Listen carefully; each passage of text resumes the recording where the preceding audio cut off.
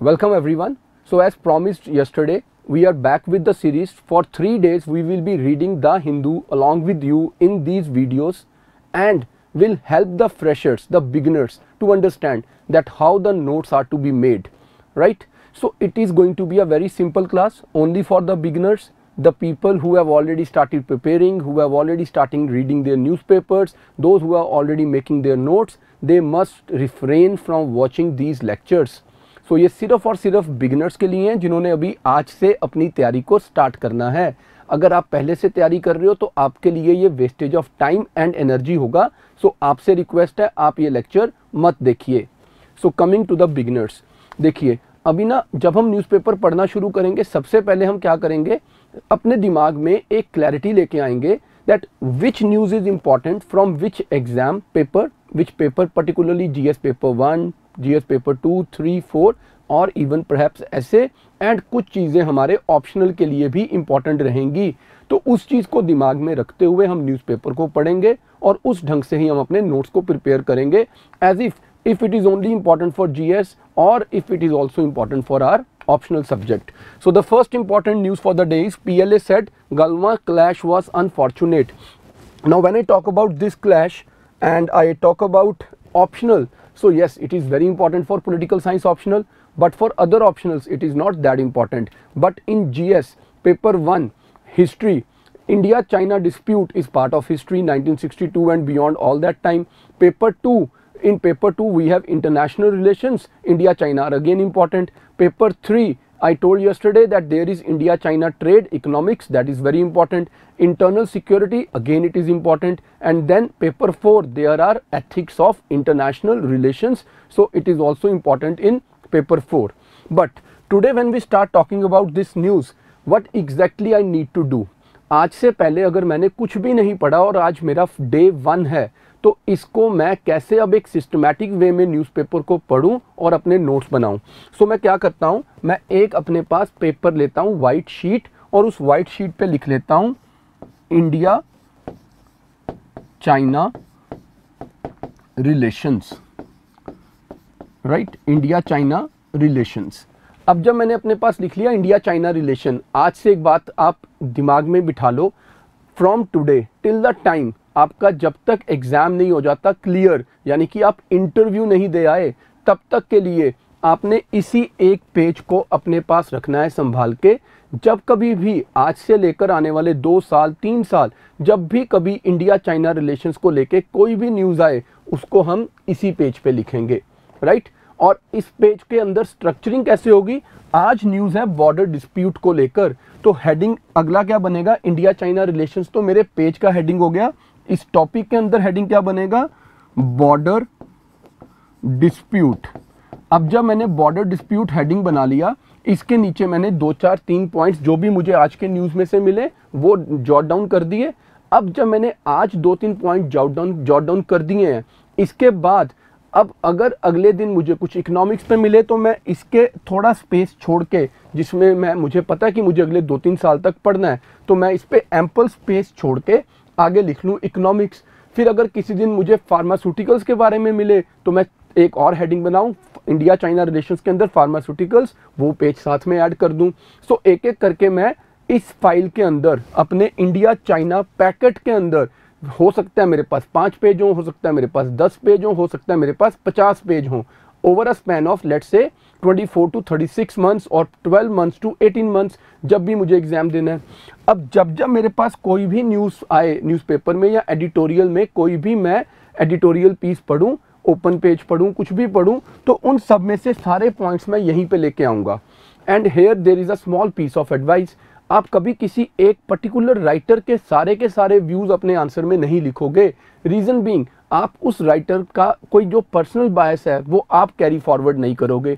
UPSC civil services हो या state civil services हो, ब्यूरोक्रेसी में जब आप एंटर करते हो, आपसे एक चीज़ जो हम एक्सपेक्ट करते हैं वो क्या है कि आप न्यूट्रल हो। Neutrality is the biggest attribute of civil services. तो आपके जो आंसर्स हों वो भी वैल्यू न्यूट्रल होने चाहिए, ना तो आप किसी के थॉरोली अगेंस्ट ही जाके बहुत कुछ लिखोगे, ना ही आप उनकी फेवर में बहुत कुछ लिखोगे। और यहाँ पर एक और चीज़ आप दिमाग में बिठा लो, जब आप किसी की फेवर में लिख रहे हो, किसी की मीन्स जब आप किसी सरकारी policy any of the government policies, programmes, initiatives, जब आप उनकी फेवर में लिखते हो तो आपके जो फैक्ट्स हैं वो ऑथेंटिक फैक्ट्स हैं, राइट, और वो आप अथॉरिटेटिवली लिखोगे एफर्मेटिव वे में। लेकिन जब आप थोड़ा सा उसके क्रिटिसिज्म की तरफ जा रहे हो तो वहाँ पे आप थोड़ा परहैप्स का एलिमेंट डाल दोगे कि परहैप्स इसमें ये भी एक कमी है और ये भी एक कमी है, बट साथ में आप फिर लिख सकते हो कि ये वाले इनिशिएटिव्स इन कमियों को पूरा भी करेंगे। सो थोड़ा पॉजिटिविटी के साथ अगर आप आंसर लिखो तो वो बेटर हो जाता है, राइट। लेकिन बायस नहीं होना चाहिए कि सब अच्छा ही है, कुछ बुरा नहीं है, या इतना भी बुरा नहीं लिखना कि सब बकवास चल रहा, कुछ अच्छा नहीं हो रहा। सो एक बैलेंस्ड आंसर बहुत इंपॉर्टेंट है। तो उसके लिए आपको 2 या 3 डिफरेंट राइटर्स के आर्टिकल्स में से उनके ओपिनियंस को उठाना है और उन ओपिनियंस को पैराफ्रेज करके, रीफ्रेज करके, अपने वर्ड्स यूज करके इजी लैंग्वेज में अपने एग्जामिनर को एक अच्छा आंसर लिख के देना है। आप याद रखना, आप स्टूडेंट हो, आप एडिटर्स नहीं हो, आप डिप्लोमेट्स नहीं हो, तो आपकी वोकैबुलरी इतनी भी हाईब्रो ना हो कि आम आदमी की समझ से बाहर हो, राइट। सो इस न्यूज़ को जब हम पढ़ना शुरू करेंगे, अब आपको ना मैं हल्का सा इसको पढ़ के सुनाता हूँ कि आपने न्यूज़पेपर को जब पढ़ना है, सबसे पहले तो हमने डिसाइड ये किया कि ये न्यूज़ इंपॉर्टेंट है। किस लिए इंपॉर्टेंट है? कि इंडिया चाइना रिलेशंस के लिए इंपॉर्टेंट है। इस न्यूज़ में से हमारे पास निकल के क्या आया कि इसमें बॉर्डर डिस्प्यूट चल रहा है। तो अब इसको पढ़ें। People's Liberation Army officers at the Corps Commanders meeting on Monday repeatedly said that the Galwa clash was an unfortunate incident, a top Indian official told The Hindu. India and China have agreed to disengage from 3 friction points. अब आती है बात यहाँ पर कि हमारे बीच में कोई 3 फ्रिक्शन पॉइंट्स हैं। तो ये पॉइंट्स कौन से हैं? अब अगर तो मैं मेंस के लिए आंसर लिख रहा था तो मुझे तो यहाँ पर सिर्फ उन 3 पॉइंट्स के नाम लिख देने हैं, लेकिन प्री में और क्या क्वेश्चन आ सकता है? प्री में मैप बेस्ड क्वेश्चन भी आ सकता है। तो मेरे को ना इनको एटलस में जाके लोकेट भी कर लेना है, ताकि अगर वो मैप बेस्ड क्वेश्चन पूछे, कोई 4 साइड्स बना के 1 2 3 4 लिखे और बोले बताओ इनमें से कौन सा पॉइंट किससे मैच होता है, तो मैं उसको भी हैंडल कर सकूं। और जब मैं मेंस में आंसर लिखूं तो वहाँ पे बताऊं recently India and China had a border skirmish in the areas like, वहाँ पे हल्का सा मैप बना दूं। तो मेरे आंसर में मैंने थोड़ा सा डिफरेंट प्रेजेंटेशन दिया, जिसके कारण मुझे थोड़े बेटर मार्क्स मिलेंगे। अब वो पॉइंट्स हैं क्या, अगर हम वो देखें, आगे पढ़ते हैं। In Ladakh and pull back from their current positions where the Indian army and PLA are engaged in an eyeball to eyeball confrontation, a second official said, right. इसके बाद आगे चलें थोड़ा, तो उसमें लिखा हुआ है unprecedented buildup, the 3 areas are, अब हमें यहाँ नाम मिल गए। वो 3 एरियाज क्या हैं हमारे पास? द 3 एरियाज आर गलवा, hot springs and finger area near Pangsau lake. अब पेंगोंग लेक का एरिया जो है गलवा हो गया, हॉट स्प्रिंग हो गया and finger area near Pangong Tso lake, ये 3 इंपॉर्टेंट पॉइंट्स हैं जो मुझे पता होने चाहिए थे। अब इस पूरे 2 पैराग्राफ में से सिर्फ मुझे ये 3 नाम अपने नोट में लिखने थे and that is it. Beyond this nothing was important in these 2 paragraphs. एक थोड़ा आगे भी पढ़ते हैं। The second official set the final details of the second round of corps commander level talks that were held on June 22 in Moldo on the Chinese side of the LAC have not yet been finalized and the way ahead would depend on the progress made in the next 3 to 4 days. अब इसमें तो आप I hope you understand, लिखने का कुछ नहीं था, पढ़ दिया फटाफट से। The official said the process of forces pulling back from their positions as part of de-escalation exercise has been initiated and a statement would be issued after the process is completed. So इस तरह आप पूरी news को पढ़ने के बाद उसमें से की पॉइंट्स उठाओ, हेडिंग्स बनाओ और उसके नीचे लिखते जाओ, और डे टू डे बेसिस पे जब इस पर्टिकुलर न्यूज़ से रिलेटेड आपको कोई भी फैक्ट्स मिले उसे इसी पेज पे लेके आते जाओ, राइट। सो आपके एक स्ट्रक्चर्ड वे में नोट्स तैयार हो गए। अब जब आप इनमें डेली अपडेशंस करोगे तो साथ साथ थोड़ा पिछला भी आप नज़र मार लोगे। So it will be a constant revision as well as updation of your current affairs, and then start practicing answer on the pages that are vacant, that are empty, right? The pages where you have not written much. Let's take an example, pharmaceutical की heading बनाई, India China relations पे, मुझे साल में उस पर 2 या 3 points मिले। अब उसके नीचे मैं अपनी आंसर राइटिंग प्रैक्टिस कर लूँ कि discuss the various irritants in India-China relations in the recent past and what initiatives have been taken by the two sides to resolve them।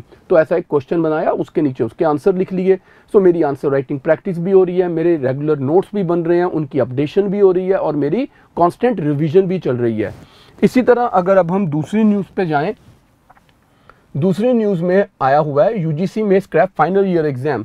अब इसमें ना यूजीसी एग्ज़ाम नहीं ले इस साल में, तो मेरे हिसाब से इस पे तो कोई यूपीएससी बेस का क्वेश्चन नहीं बनेगा। कोरोना वायरस था, एग्जाम नहीं हुए, एंड आई होप आप भी अंडरस्टैंड करते और एग्री करोगे कि यूपीएससी ये नहीं पूछने जा रही कि बताओ यार फिर ये जो एग्जाम नहीं हुआ ये क्यों नहीं हुआ, राइट, या कोरोना के कारण इनमें से क्या क्या कैंसिल हो गया। ऐसे क्वेश्चन तो हम एक्सपेक्ट नहीं करते हैं। लेकिन यहाँ पे हम एक्सपेक्ट क्या करते हैं कि यूजीसी, सबसे पहले तो हमें यही पता हो कि यूजीसी कौन सी मिनिस्ट्री के अंडर है, ये ह्यूमन रिसोर्स मिनिस्ट्री के अंडर है कि ये एजुकेशन की अलग मिनिस्ट्री होती है, एक तो हमें ये पता हो, राइट। अब हमें ये नहीं पता करना कि इसके चेयरपर्सन कौन है, ऐसी चीज़ों पे यूपीएससी में सवाल नहीं आते इतने फैक्चुअल, राइट। बस यूजीसी के बारे में थोड़ी बेसिक इन्फॉर्मेशन हो, that will be more than sufficient. अब इस पूरी न्यूज़ को अगर मैं पढ़ भी दूँ तो इसमें मुझे क्या ही ऐसा मिलेगा जो मेरे एग्जाम के लिए इंपॉर्टेंट है। So I would have been wasting my time and energy reading this entire news piece. Let's take an example for that case कि अगर मैं इसको पढ़ता हूँ, the University Grants Commission is considering advising colleges and universities to cancel their final year examination and semester examinations in light of the increase in कोविड-19 cases according to a senior official at Ministry of Human Resource development. तो जो मैं बता रहा था कि ये कौन सी मिनिस्ट्री के अंदर आता है, वो आपको साथ के साथ कंफर्म हो गया कि ये ह्यूमन रिसोर्स डेवलपमेंट मिनिस्ट्री का पार्ट है। तो क्योंकि ये मुझे आज पता लग गया, मैं लिख के रख दूं बस एक पेज के ऊपर कि यूजीसी जो है वो ह्यूमन रिसोर्स मिनिस्ट्री का पार्ट है या उसके अंडर आता है। अब यूजीसी के क्या काम होते हैं, यूजीसी में क्या कोई रिफॉर्म्स होंगे या नहीं होंगे, अगर इस तरह की न्यूज़ फ्यूचर में आए तो मैं इसके ऊपर अपना नोट तैयार करता रहूँगा। अदरवाइज ये एक स्टैंड लोन इन्फॉर्मेशन थी जो मैंने आज लिखी और मुझे ये याद हो जाएगी, और इसके अलावा इसके ऊपर कोई नया नोट अगर पूरे साल 1.5 साल में नहीं आया तो कोई क्वेश्चन भी नहीं आएगा। और अगर आ गया कि यूजीसी में रिफॉर्म्स कर दो या यूजीसी ने ये रिकमेंडेशंस दिए हैं, अगर यूजीसी को लेकर 3 या 4 बार कोई बड़ी न्यूज़ आ गई तो हम यूजीसी के ऊपर भी एक मेंस में क्वेश्चन एक्सपेक्ट करेंगे या प्री में क्वेश्चन एक्सपेक्ट करेंगे, राइट।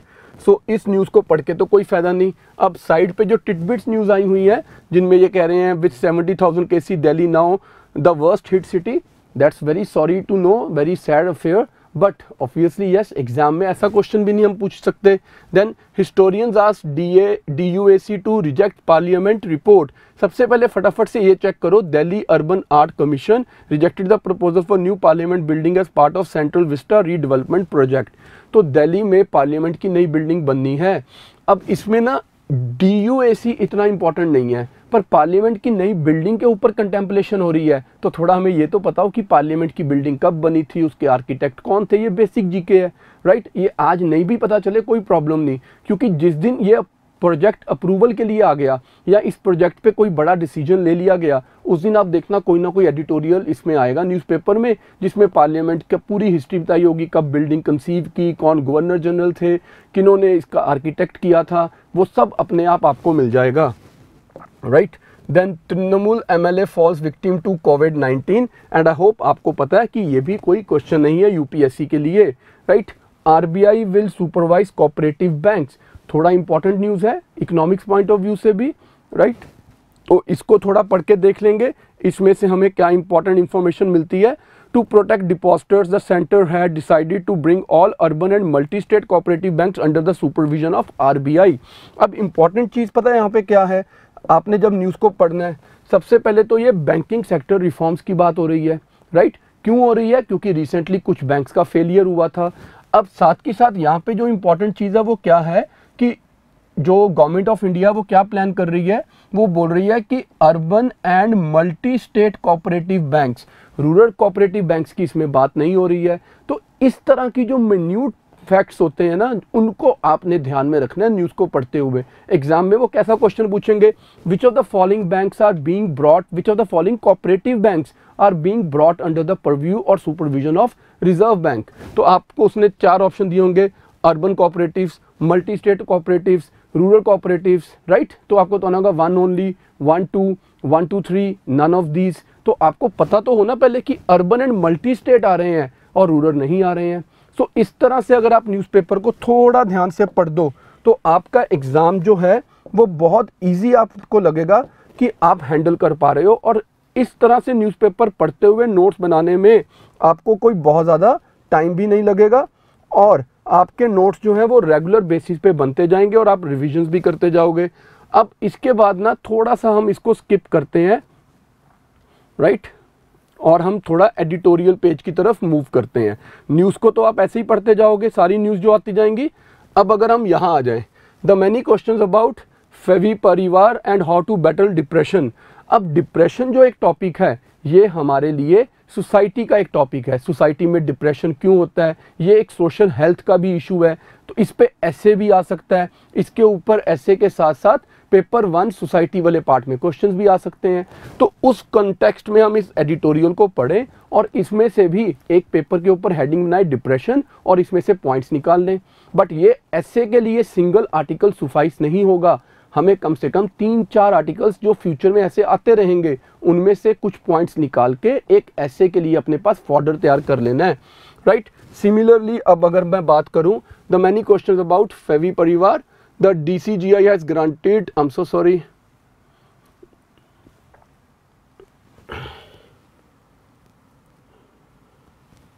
सो अगर मैं इस एडिटोरियल को पढ़ूं, जो अगला एडिटोरियल है वो एडिटोरियल इतना इंपॉर्टेंट था भी नहीं। अगर हम इस पे आ जाएं, China Kashmir and the ghost of 5 अगस्त, तो इसमें अब आपको जितने भी फैक्ट्स मिलेंगे आपको वो कहाँ लेके जाने हैं, इंडिया चाइना वाले पीस पे जो हमने पेज 1 पे नोट बनाना शुरू किया, इसमें से ही फैक्ट्स उठा के आप उसी के अंदर लेके जाओगे।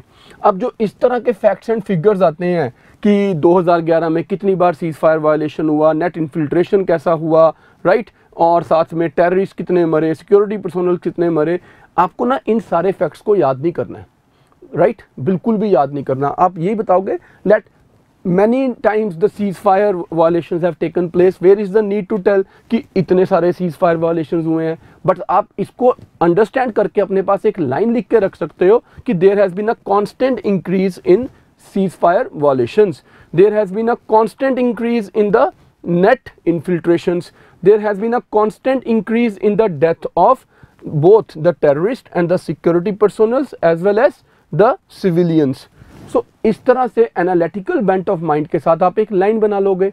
अब आपको ये सारे फैक्ट्स एंड फिगर्स थोड़ा याद करने हैं। आई कम अक्रॉस फ्यू स्टूडेंट्स जो ऐसे फैक्ट्स एंड फिगर्स को हाथ में लेकर बैठे होते हैं और साथ में वो क्या कर रहे होते हैं, इनके नोट्स बना रहे होते हैं। सो इतने फैक्ट्स याद करके आपने करना ही क्या था, इसका तो कोई रेलिवेंस ही नहीं है। ना प्री में वो ऐसा क्वेश्चन पूछेंगे, ना ही मेंस में आपको ऐसा कोई स्टेटमेंट ही देना है।